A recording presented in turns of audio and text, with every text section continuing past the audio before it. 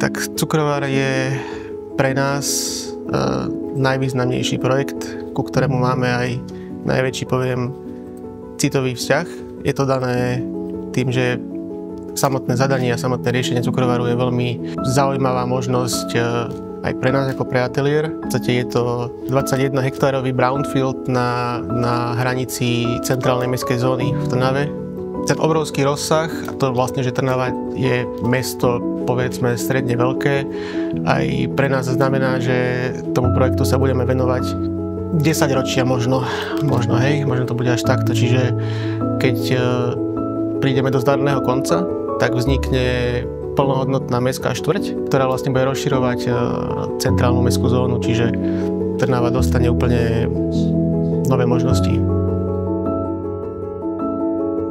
Našou víziou je vytvoriť štvrť, ktorá bude mať nejaký náš rukopis, ktorý už je aj teraz viditeľný.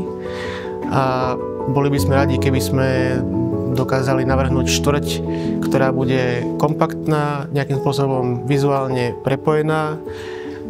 My ani nechceme, aby naša architektúra bola nejaká šokujúca alebo dominantná. V podstate dominantné tam sú pamiatky a obrovské množstvo zelene, ktorej prikladáme náležitý význam, a aj jej projekcii, na ktorej pracujú aj relatívne prestížne štúdia.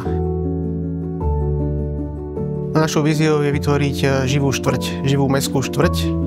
Teraz to tak ešte nevyzerá, lebo v podstate my sme na začiatku celého toho procesu. Ulica, ktorá vznikla, Cukrovárska ulica, získa teraz aj svoju druhú stranu. Už to bude ulica, ktorá by mala byť na spôsob mestského bulváru s nejakými službami, obchodíkmi, kaviarňami, barberom, čímkoľvek. A my sa v podstate blížime teraz k pamiatkám, k námestiu budúcemu, ktoré vznikne. A keď vznikne aj časť C, kde má byť aj pracovné príležitosti, kancelárske priestory, oveľa viac obchodného zastúpenia. A keď sa podarí nájsť uplatnenie pre historické budovy, pre hlavnú výrobnú budovu, tak si myslím, že sa nám podarí vytvoriť niečo, čo na Slovensku je málo vydané.